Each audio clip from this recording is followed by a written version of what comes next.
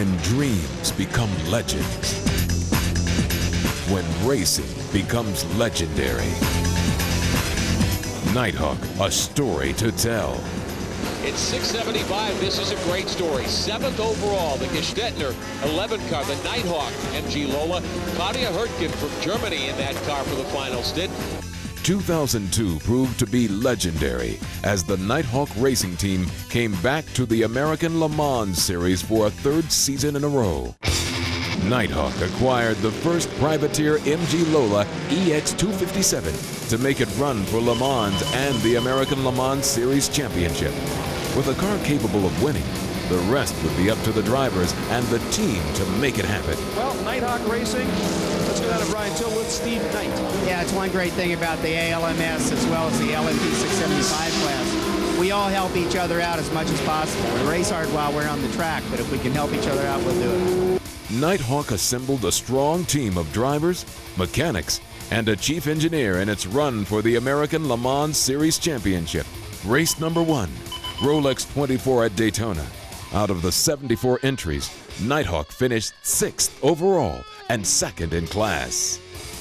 Off to a winning start, and with their new MG Lola ready to roll, KnightHawk turned its focus to the 11-race American Le Mans Series schedule and their goal of winning the LMP 675 Team Championship.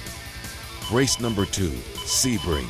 Co-driver Johnny Kane shocked everyone by qualifying the new KnightHawk MG Lola 3rd overall on the grid, ahead of 15 LMP 900 cars. You know, we're in a different class. We're here to win that class. If we do that, we'll be happy with the job today. Sebring drivers included Steve Knight, Johnny Kane, and Andy Lally. With little time to get the new car sorted, the handling was brutal but fast. Numerous mechanical glitches kept the car in the pits for long periods, but the team managed to finish in 4th place in class. Race number 3, Sears Point. Race day brought rain, cold, and mud. Not the best conditions for racing. Steve Knight and Chad Block take the wheel. Despite electrical problems resulting from the wet conditions, KnightHawk achieved a 2nd in class podium finish. Race number 4, the 24 Hours of Le Mans. More than 400,000 fans watched the race unfold. The pre-race pageantry was fantastic. KnightHawk was not considered the favorite with the factory MGs in the field, but received lots of good press and were given an outside chance of winning if the car could last the 24 hours. Unfortunately, a mechanical problem caused the engine compartment to ignite shortly after midnight. The race was over for the KnightHawk crew. The car went directly to the Lola factory in England to be rebuilt as quickly as possible. Race number 5, Mid-Ohio. With the MG Lola still out of commission, the Lola B2K40 was dusted off for Mid-Ohio.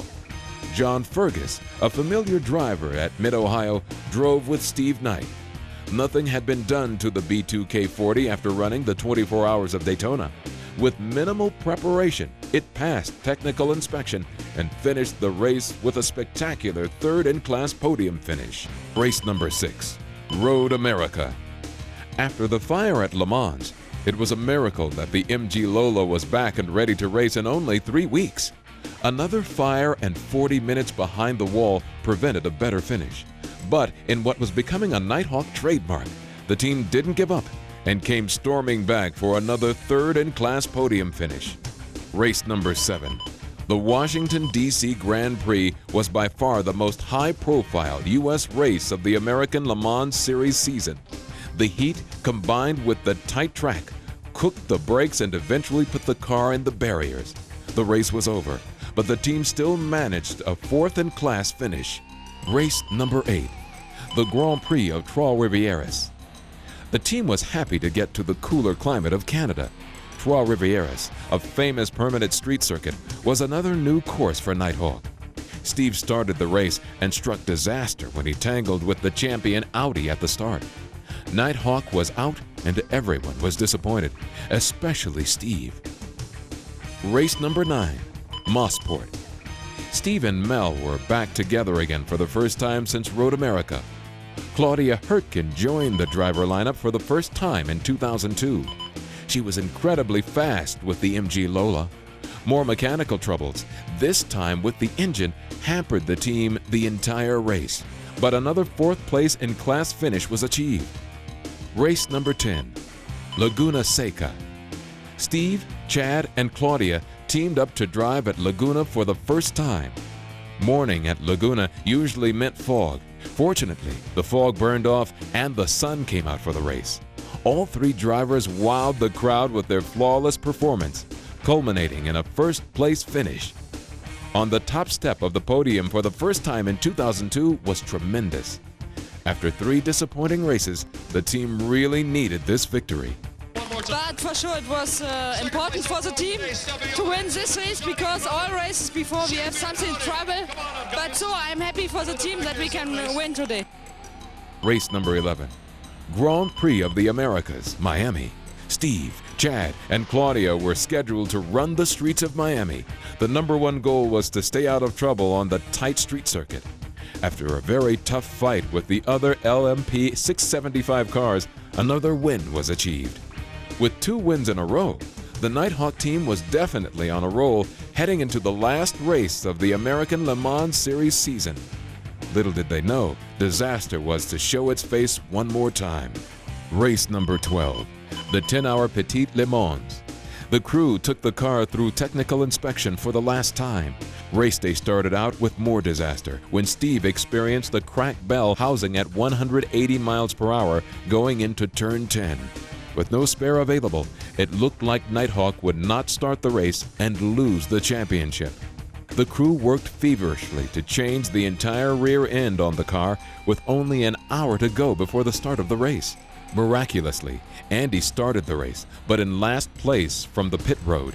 Everyone was exhausted and hot, but overjoyed when the car crossed the finish line after lasting for 27 laps, just enough for 4th place and the overall championship win. The dream of winning the team championship was achieved. 2 wins and 6 podium finishes.